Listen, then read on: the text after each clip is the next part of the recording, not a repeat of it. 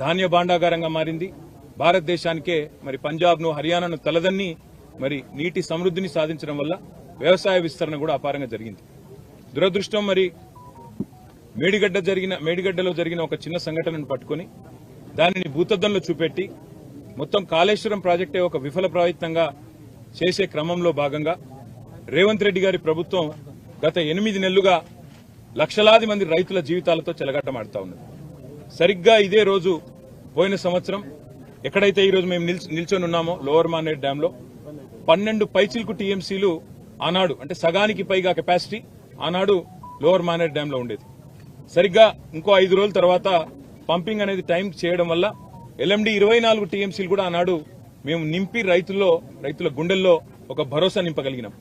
కానీ ఈ సంవత్సరం ఇప్పుడే అధికారులతో మాట్లాడుతూ ఉంటే అధికారులు స్పష్టంగా చెప్తా ఉన్నారు, ఇప్పటికి 45% తక్కువ వర్షపాతం నమోదైంది ఈ సంవత్సరం.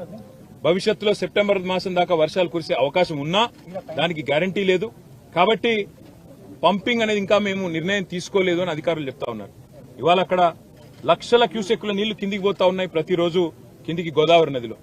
మేము అందుకే మా పార్టీ యొక్క శాసనసభ్యులు, శాసన మండలి సభ్యుల ఒక బృందం ఈరోజు అసెంబ్లీ సమావేశాలు ఉన్నప్పటికీ అందరం బయలుదేరి ఇక్కడికి వచ్చి ఇక్కడ ఎండిపోతున్న లోవర్ మానేర్ డ్యాము, దానిపైన ఉన్న మిడ్ మానేర్ డ్యాము, ఆ పైన ఉన్న ఎస్ఆర్ఎస్పీ, అదేవిధంగా ఫ్లడ్ ఫ్లో కెనాల్ మీద ఉన్న వేలాది మోటార్లు, ఇవన్నీ కూడా మరి చూడడానికి, అదేవిధంగా ప్రభుత్వాన్ని డిమాండ్ చేయడానికి రంగనాయక సాగర్ గాని, మల్లన్న సాగర్ గాని, కొండపోచమ్మ సాగర్ గాని, అన్నపూర్ణ రిజర్వాయర్ గాని వీటన్నిటినీ నింపినట్టయితే రైతుల్లో ఒక భరోసా నింపినట్టయితది.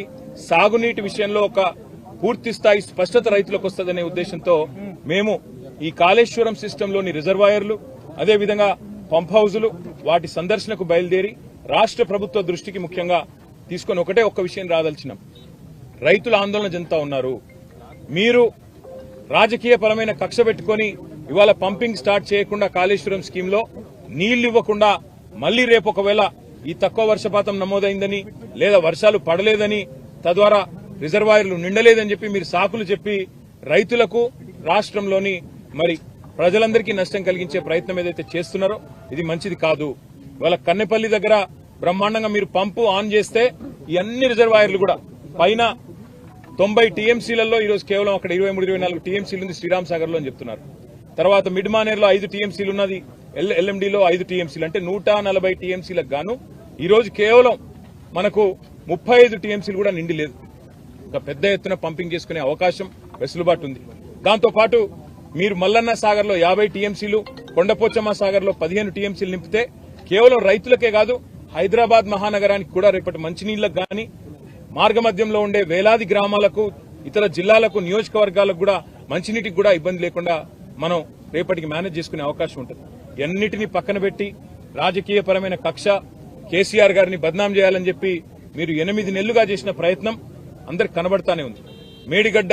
మేడి పండైపోయిందని, మేడిగడ్డ ఏదో కొట్టుకపోతుందని, లక్షల కోట్లు కొట్టుకపోయినాయని మీరు చేసిన ప్రచారాలన్నీ ఉత్తివే అని చెప్పి స్పష్టంగా తేలిపోయింది. ఇవాళ మా శాసనసభ్యుల బృందం, మా శాసన మండలి సభ్యుల బృందం మేమందరం కూడా క్షేత్రస్థాయి పరిశీలనకు వచ్చి ఎండుతున్న రిజర్వాయర్లు, మండుతున్న రైతుల గుండెలు ఇవన్నీ శాసనసభ సమావేశాల్లోనే మీ దృష్టికి తేవాలన్న ఉద్దేశంతోనే మా పార్టీ అధినాయకులు కేసీఆర్ గారి ఆదేశం మేరకు, గంగుల కమలాకర్ గారి సూచన మేరకు మేమందరం కూడా రావడం జరిగింది. తప్పకుండా రైతుల పక్షాన రాష్ట్ర ప్రభుత్వాన్ని శాసనసభ సమావేశాల్లోనే నిలదీస్తాం, అడుగుతాం. ఎందుకు పంపింగ్ చేయడం లేదు? ఇవాళ దాదాపు 10 లక్షల క్యూసెక్కుల నీళ్లను తట్టుకొని, వరదను తట్టుకొని మేడిగడ్డ బ్రహ్మాండంగా టీవీగా నిలబడి ఉంది. అందుకే మేమనేది రాజకీయాలు వదిలిపెట్టండి, ఎలక్షన్లు అయిపోయినాయి, ఇంకా కూడా రాజకీయ ప్రయోజనాల కోసం, రాజకీయం కోసం వాళ్ళ రైతుల జీవితాలతో చెలగాటం ఆడవద్దని చెప్పి కూడా రేవంత్ రెడ్డి గారికి, ప్రభుత్వానికి విజ్ఞప్తి చేస్తూ అధికారులతో మా సంప్రదింపులు కొనసాగుతాయి. అవసరమైతే అన్ని రిజర్వాయర్లు పోతాం. ఈరోజు కేవలం ఎల్ఎండికి వచ్చినాము, రేపు ఉదయం కన్నెపల్లి పంప్ హౌస్ పోతా ఉన్నాం, అదేవిధంగా మేడిగడ్డ బరాజ్ పోతా ఉన్నాం. అక్కడ కాళేశ్వరం వాతావరణం అనుకూలిస్తే అన్ని కూడా రేపు మధ్యాహ్నం లోపల చేసి మళ్లీ శాసనసభ సమావేశాలకు తిరిగిపోతాం. పాత్రికేయ మిత్రులకు కూడా విజ్ఞప్తి, దయచేసి రైతుల వెతలను, ఎండుతున్న రిజర్వాయర్లను కూడా మీరు కూడా దయచేసి ప్రభుత్వ దృష్టికి వచ్చే విధంగా మీరు కూడా ఈ అంశానికి ప్రాచుర్యం కల్పించాలి, ప్రచారం కల్పించాలని చెప్పి కూడా విజ్ఞప్తి. Thank you sir. అంటే ఇప్పుడున్న దశలో ఆ నీరు ఫ్లోటింగ్ ఉంది కదా, ఈ టైంలో పంపింగ్ చేసే అవకాశం ఉంటుందా? రేపు కన్నెపల్లి పంప్ హౌస్ దగ్గర ఈ టైంలో కాదు బ్రదర్, 40,000 క్యూసెక్కులు దాటితే ఎప్పుడైనా పంప్ చేయొచ్చు. ఇప్పుడు అక్కడ 10 లక్షల క్యూసెక్కుల నీళ్లు కిందికి వృధాగా పోతున్నాయి, వందలాది టీఎంసీల నీళ్లు కిందికి పోతున్నాయని చెప్పి ఇంజనీర్లే చెప్తా ఉన్నారు. ప్రభుత్వ ఆదేశాలు రాలేదని చెప్తున్నారు. కాబట్టే మేము ప్రభుత్వాన్ని కోరుతున్నాం, వెంటనే రివ్యూ చేయండి, చేసి రైతుల గుండెల్లో భరోసా నింపండి. ఎప్పుడైనా చిన్న ఇదేం పెద్ద అర్థం కాని ముచ్చట కాదు బ్రదర్. ఎప్పుడన్నా మన ఇంట్లల్లో నీళ్లు వస్తాయి, ప్రతిరోజు గంటనో 2 గంటలో నీళ్లు వస్తాయి, ఇది మున్సిపల్ నీళ్లు. ఏం చేస్తాం మనం? ఇంట్లుండే బిందెలన్నీ నింపుకుంటాం, ఇంట్లుండే కుండలన్నీ నింపుకుంటాం, డ్రమ్ములు ఉంటే డ్రమ్ములు నింపుకుంటాం, పెట్టుకుంటాం. ఎందుకు? వచ్చేది గంటనో 2 గంటలో కాబట్టి దెబ్బన నింపుకొని పెట్టుకుంటాం. మేం చెప్పేది కూడా గదే.